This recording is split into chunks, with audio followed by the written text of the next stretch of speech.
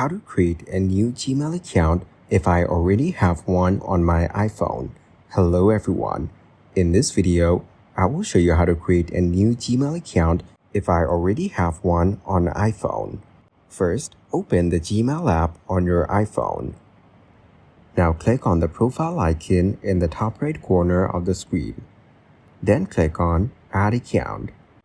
Next, select Google from the list of options. A message will pop up. Tap on Continue to move forward. Now tap on Create Account and choose For Myself. Enter your first and last name, then tap Next. Now select your date of birth and choose your gender.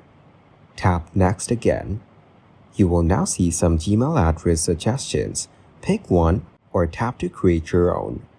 After that, tap Next. Now create a password for your new account and then tap Next. Next, select your country code and enter your phone number. You may receive a verification code. Enter it if asked. And that's it. You've now created a new Gmail account on your iPhone. Thank you guys for watching this video. Hope you got some value. Make sure to like the video and subscribe to the channel to get notified of new videos. See you in the next one.